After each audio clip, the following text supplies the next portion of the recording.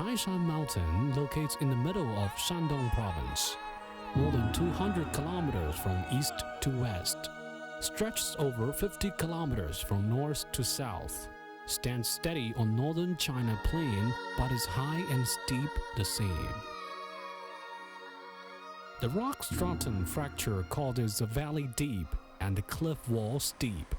Nature's cutting even reaches 800 meters deep, giving visitors a sense of feeling high and steep to the sky and towering into the clouds. Taishan formed 2.5 billion years ago. It has the most ancient stratum and has geological research value of international significance. The trace of lava poured at that time stayed behind these rock shapes. But these fossils have recorded life forms of 500 million years ago.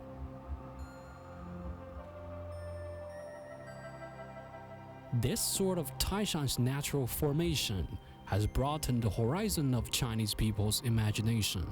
It bears the weight of an ancient nation's spiritual world. In Chinese ancient belief, Taishan stands for east, and the east also is the place where the sun rises. Therefore, Taishan had the philosophical meaning of breathing life. It was revered by as early as the ancient times.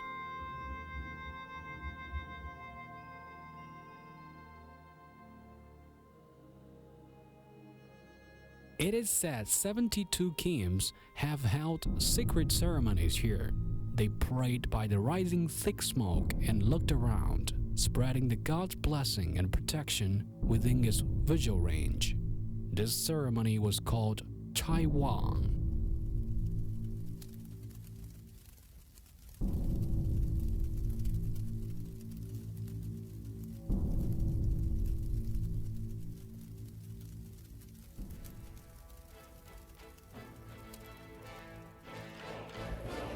In 219 BCE, China's first emperor Qin Shi Huang mounted Taishan, proclaimed his feat of unification of China.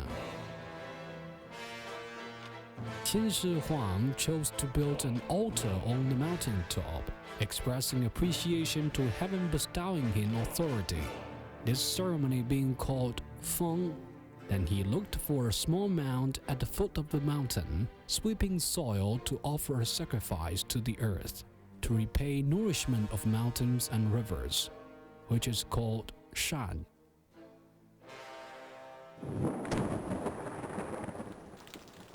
Fengshan in Mount Tai hence became sacrificial offering ceremony of the highest level during Chinese feudalistic dynasties. And because of this, Mount Taishan became China's first mountain. In Tiandi Square at the foot of the mountain, there were 12 dragon columns, stands for 12 emperors who made sacrifices in Taishan. It is said the ritual was more grand than the ceremony of emperors ascending the throne. Each emperor expected Fengshan in Mount Taishan, but not all rulers have the qualification to do this.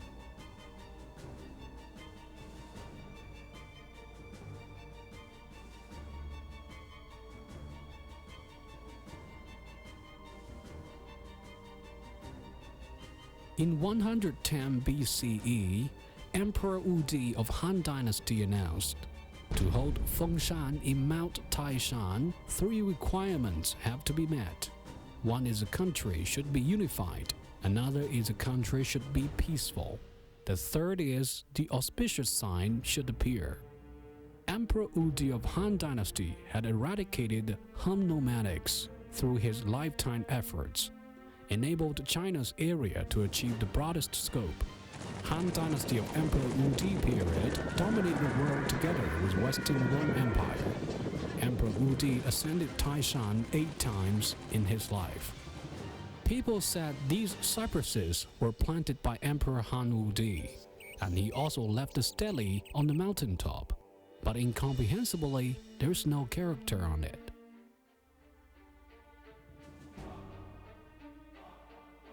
This non-character stele has towered for more than 2,000 years on the mountaintop. No matter what the initial motivation was, it proclaimed to people Taishan is in peace, and the world is in safety.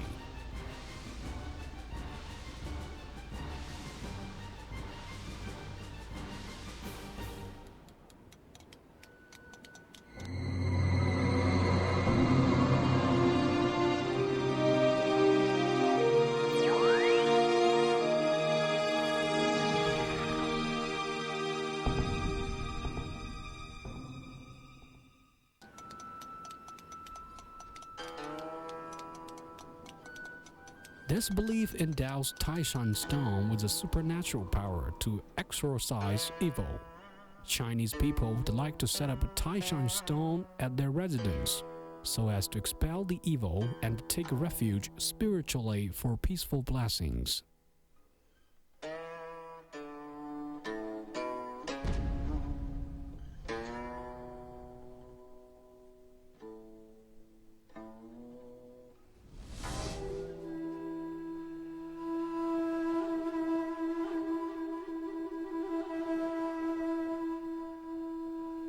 Taishan's beauty has attracted too many men of letters and artists.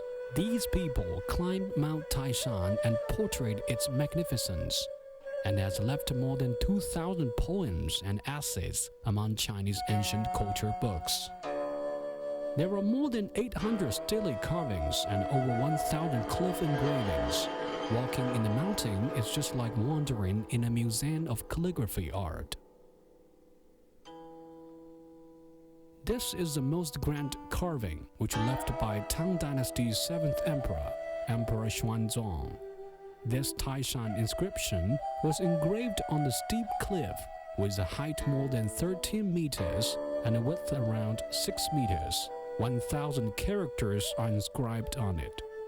After more than 1,000 years, the gold powder applied on it still shines with golden color.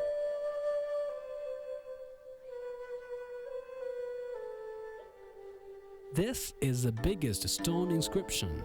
On this 2,000 square meters huge rock carved Buddhist scriptures. It is said that one monk named An Dao Yi completed this work 1,400 years ago. The man who left most inscriptions is Emperor Qianlong of Qing Dynasty. He has written more than 140 poems for Taishan on more than 130 steles.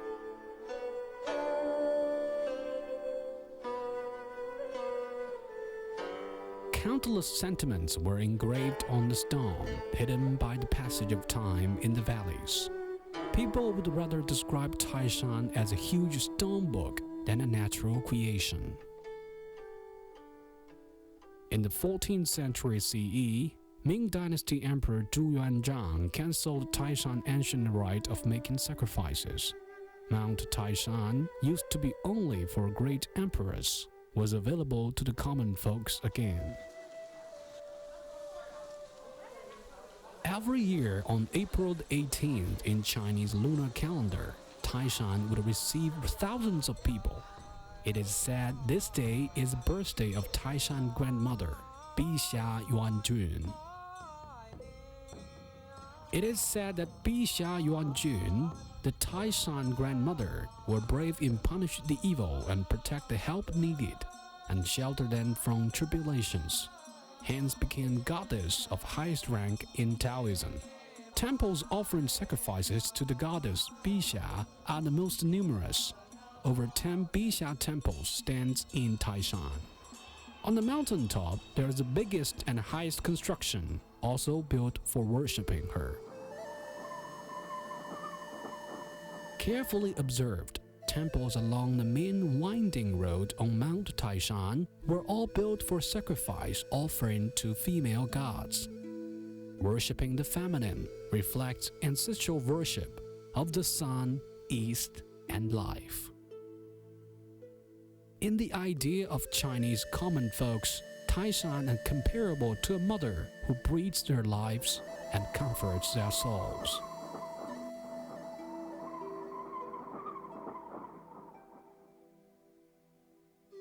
But Taishan's lord is male, who is called Heavenly Emperor Dongyue. He managed mortals' lifespan, official position, and social status.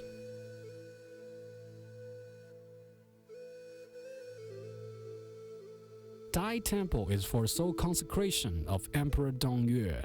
It is said this temple is a replica of Song Dynasty Imperial Palace. Its main hall, Tiankuang Palace, double-deck-eaved, 4-side roofed, 9 rooms wide, and 5 rooms long. It has the same level standard like Emperor's Palace. Only Taihe Palace of the Forbidden City is similar to it.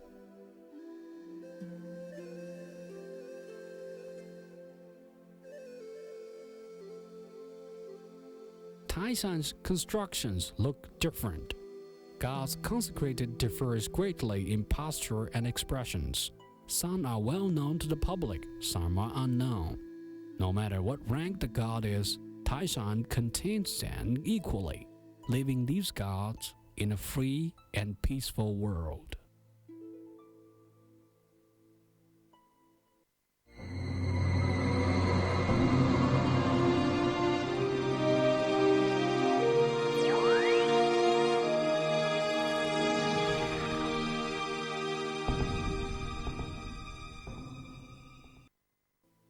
Today, everyone would climb the mountain if he arrives here. People said that mounting Taishan is achieving a mentality of life. Altogether, there are 6,293 steps from the foot to the summit, with 10 kilometers in distance. The mountaineering process is like ascending the heaven.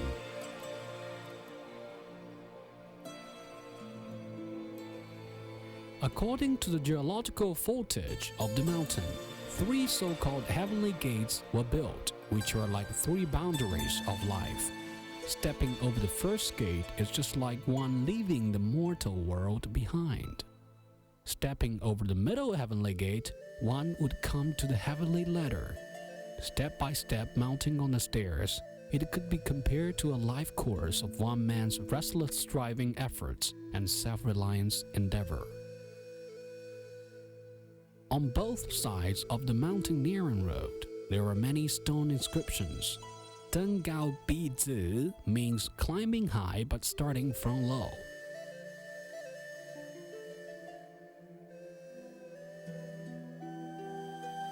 Congshan Ru Dang, Cong Ru Bang. It means advancing one's moral is just like the process. It means advancing one's moral is just like the mountaineering process. The more upward moving, the more difficult. But if one indulged oneself in bad habits, one would retreat instantly in defeat, like the landslide. These mountain porters are all villagers living at the foot of Mount Taishan. Since the ancient times, all production articles, daily necessities, including building materials on the mountain, all were carried by their shoulders with poles. In order to save their energy and physical strength, they walk in zigzag way. Compared to the visitors, they travel 2 times visitors' distance.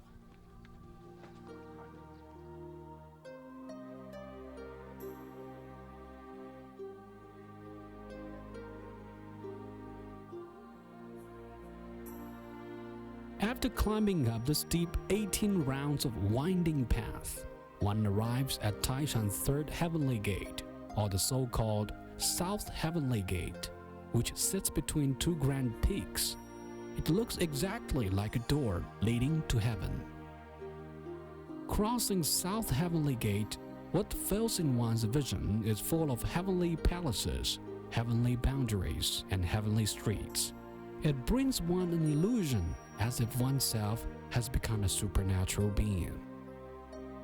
The construction on the summit is the only Chinese mountain temple of Confucius, who founded Confucianist theory. The Confucianist theory has influenced the idea of Chinese people for several thousand years. For quite a long time, the Confucianism is considered national doctrine, and the Wen Temple, which literally means education temple, is Confucius Temple. It is said more than 2,000 years ago, Confucius climbed up this mountain. Later, Mencius commented that when Confucius ascended Taishan, the world became smaller. Until today, sunrise sightseeing on the mountaintop of Taishan still impress visitors, a feeling of grandeur and holiness. World Heritage Committee expert Lucas once said that he has watched sunrise in other places, but watching the sunrise in Taishan, leaving people an impression of vitality, a feeling that new life is rising. In 1987, Taishan was listed by UNESCO as a World Heritage. It is a dual heritage in nature and humanity. In 1988, Taishan was named on top of the list of 9 World Comprehensive Heritages by UNESCO.